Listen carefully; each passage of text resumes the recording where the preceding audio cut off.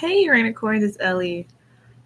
Okay, so I don't know if y'all have seen the Mr. Rogers' A Beautiful Day in the Neighborhood movie trailer, but like, yo, like the 4 minute long one, the one that's like a mini documentary series type thing, it hit me right in the feels because I was like, I used to watch Mr. Rogers a lot. That was like one of my favorite shows growing up as a kid, watching Mr. Rogers. So it was like, this is such wholesome content. Like, this is so great. Nothing bad ever happens, and when something bad does happen, they always like talk it out. And I'm like, that's what you do right there. That's great. Um, so like, I don't know if you've watched it. If you haven't watched it, go watch it. It deserves to be watched, and I want to definitely go see the movie. It comes out November 22nd, I believe, the same day as Frozen. So Frozen 2. So I'm gonna go see that too. Yes, but man, because like in the trailer they were talking about how, first of all, the movie isn't even really about him. Like, it's not about, I don't think they go into detail like this was Fred Rogers when he was a baby. This is Fred Rogers when he was a teenager. This is Fred Rogers, a 20-year-old, and now here's Mr. Rogers. I don't know if that's what the movie's going to be, but they were saying how the movie's going to be mostly about basically his ministry as a person. Um he wasn't like a I'm gonna throw God at everybody type of person. He just more so made you think, and that was one of the things they were talking about in the film, in the trailer. They were talking about how he they he would make you think about yourself and reflect on what you're doing, and make you think like, is this the best thing that I could be doing with my time? Is this the best thing I should be doing in this situation? It's not so much about, how sanctified are you. It's how are you as a person. Um, but the story time that I wanted to tell, oh my goodness, like, it's just so cool how everything's like intertwined and connected. So apparently, Mr. Rogers was like friends with Mr. Chuck. If you guys don't remember Mr. Chuck, like, honestly, he's like the black Mr. Rogers. To be simple about it, but like, they were very, very similar in character. Um, I mean, like, I met Mr. Chuck, and that's part of my story time. Like, I met Mr. Chuck. He's exactly how he is on TV, and I'm pretty sure Mr. Rogers was exactly how he was on television too. They were just very authentic people, and the camera didn't change who they were as people. They were just that. That's just who they were. And I think that's beautiful, because I think being your most authentic self at all times is very important to being a celebrity, very important to being a political figure, um, important to really anything you're doing, whether you're going to school, whether you're doing anything in front of other people. You really want to be the same person all the time. You're being your most authentic self. That doesn't necessarily mean acting the same way in every way, shape, or form in every place you go, because it wouldn't make sense for me to act one way, the same way at church as I would at the club, because I'm gonna do both. It's just, how would I interact with the people at the club versus at church? At church, I will act, a certain way. Not to be fake, but like, if I go to a club, I'm going to be networking, because I know models go to the club. I know musical artists go to the club. I know DJs go to the club. So for me, this is a business transaction, whereas I'm really trying to fellowship and work. There might be some wealthy people who I might want to network with at church. Who knows? But that's not what I'm at church for. I am at church so I can, for one thing, learn the word of God. Second, so I can fellowship. Really, I go to church most of the fellowship. I don't need to go to church to learn. I know more than a lot of pastors. Not to say that my pastor particularly doesn't know as much as me. Like, he's a whole pastor. But it's just the fact that, like, I know how the climate is at my church. I know how the climate is at a lot of churches in Memphis in general. And it's just beyond me. Like, well, like, I'm kind of beyond the level of learning style that the typical church does. And I know I do better by self-learning. So with that being said, I would go to church to fellowship, go to the club to network. Two totally different environments, totally different things. Mr. Chuck and Mr. Rogers are very, very good examples of being your most authentic self at all points in time, even if you have to change how you act at points. So like in the trailer, they didn't show what the guy said, but you can just tell, obviously, Mr. Rogers did not agree, but he said, thank you for that perspective. Thank you for that perspective. And that is so respectable to say. I started saying thank you for this experience, not if I have a bad experience, but if someone says something that I'm not in alignment with, I'll just go, well, thank you for this experience. That's enough. Like, I'll end the conversation if I don't agree with you anymore, or if I don't agree with you.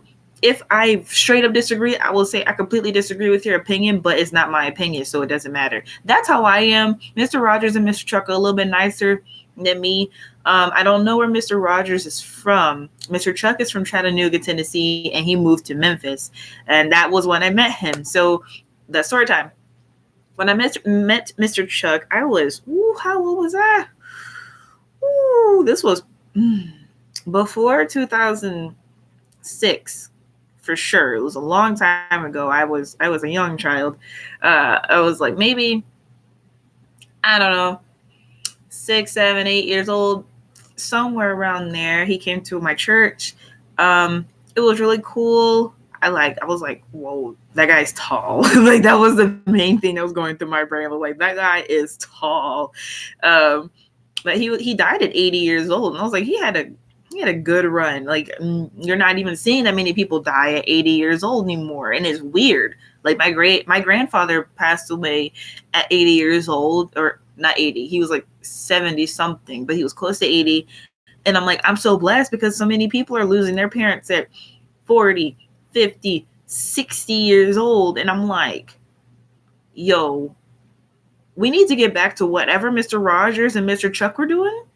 We need to just get back to whatever they were doing because they lived long, happy lives. They both died old men. They both got TV shows as old men. You know, like there's no reason for them to be so old to be like, they can be examples for how you can be as a young person. And that was what they did. That was why they started their TV shows. I think Mr. Rogers was on, not Mr. Rogers, Mr. Chuck was on a radio show before. I have his article up and I'm going to read some of it in a second. But they started in media because they wanted to share the good news. They wanted to share the good word. What's his name? The painter? Bob something. I was going to say Bob Saget. Oh my God. Like Bob Saget's cool too, but like, he on a whole different level. Dang it, I forgot his name, but y'all know who I'm talking about, the painter guy. Like, they're just good people. And it's like, why can't we all just do that? So let me get to this article where they're talking about Mr. Chuck. His name is Charles Scruggs. His show was called Hello, Mr. Chuck. And it started in 1997, the year I was born, and it ended in 2009 when I was 12, somewhere around there. He always wore a captain's hat. Love that. Let me see. He arrived in Memphis in 1972 to take a job as VP General Manager at WDIA. I know some of the people who are at the WDIA radio station, and I mean, I honestly feel like he was probably one of the more genuine people there. Not to throw shade. I've dealt with a lot of radio and TV personalities, and I just feel like we're losing a lot of the genuine, authentic people like Mr. Chuck and Mr. Rogers. That's all I'm going to say on it. I'm not throwing shade at any person in particular. I just have met a lot of the people, and I just feel like we really need to get back to who we are as people and stop trying to be out there like that. If you get what I'm saying, I'm really not going to be specific with what I'm saying. If you don't get it, you don't get it. If you do get it, we're here. What?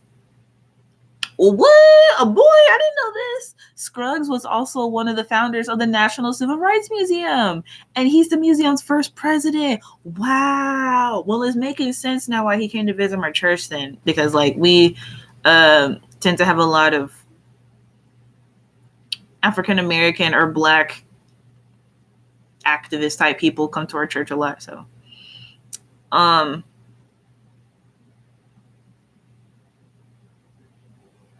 me see. We came up with an idea that we could create an imaginary neighborhood called Number 10 Friend Circle. 10 because of our channel, said CEO of WKNO Michael Labonia. Scruggs first appeared on WKNO in 1993. Labonia said the early response gathered through viewer surveys was overwhelmingly positive. And that's fantastic. That's exactly what I'm talking about. Like the trailer, basically the trailer for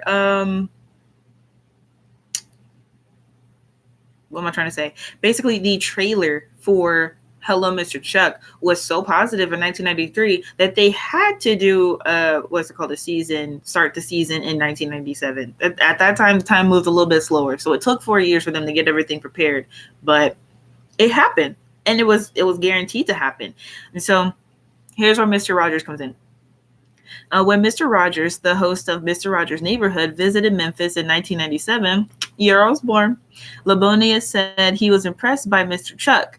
Before Fred Rogers left, he stopped in my office and said, "Mike, you really have something remarkable here." He said, "Mr. Chuck is achieving things I still struggle to achieve." And that's true.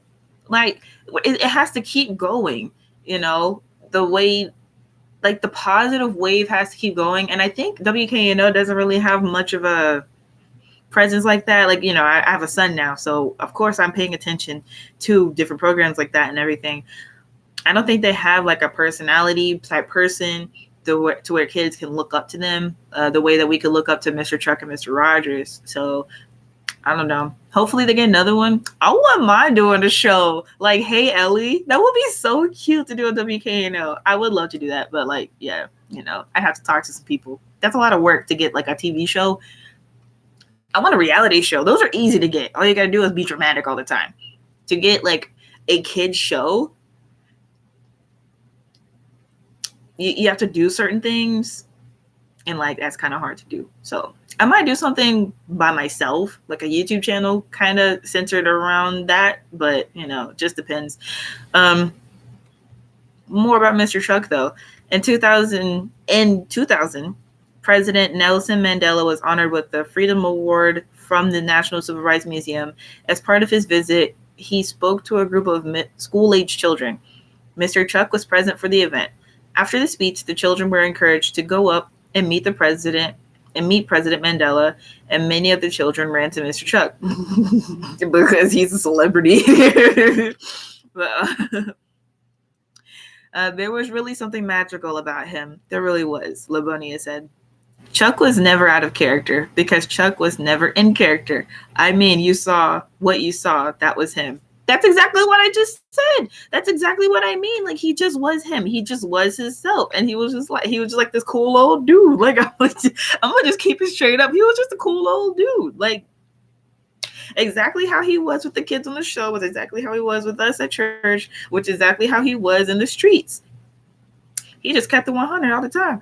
And I just appreciate those types of people. I'm not as PG rated as Mr. Rogers or Mr. Chuck may be.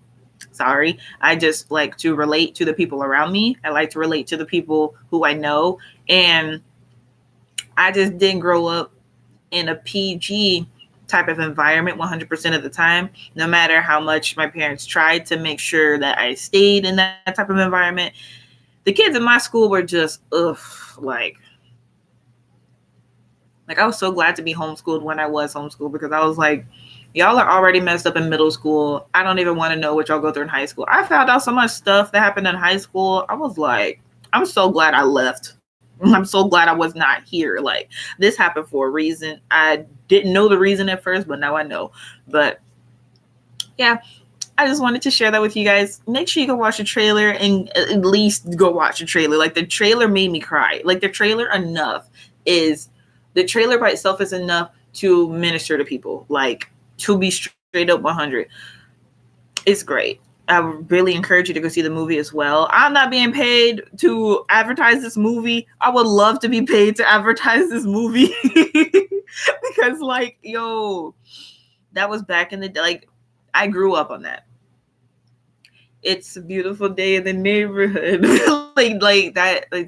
I love Daniel Tiger's Neighborhood. I love that they did a spinoff off of Mr. Rogers' Neighborhood. I think that was a great idea to do, especially in cartoon form for very, very young children. It's kind of hard for babies to pay attention to real life moving things. It's a lot easier for them to grasp the concept of a cartoon. I'm not sure why that is, but that is true. Maybe we see in our imaginations that is like our imaginations are cartoon. So from their subconscious, it's easier for them to grasp the concept of a cartoon rather than real people when they're looking at a screen, if that makes sense. Because like when you're looking at a screen, you know that it's fake or you're expecting that it's fake rather than when you're looking at like a real person and you see a real person, you know it's a real person. I guess that is a different concept that they understand better than we do, and entertainers and artists understand better than we do. So I don't know, but I'm glad that you guys enjoyed this video. I cannot wait for Frozen 2 and what's it called, Mr. Rogers' Neighborhood. Not that's not the movie. A Beautiful Day in the Neighborhood. I cannot wait for those movies to come out. I'm gonna go see them for sure. I don't care. I'm supposed to be going to see Harriet with my dad sometime because that movie is super real too. Like, man, imagine being a whole slave and being like, no, I'm not a slave anymore. Like, I'm a head out. I'm not gonna be a slave no more. Okay, I'm gonna go ahead and go. Bye, you guys.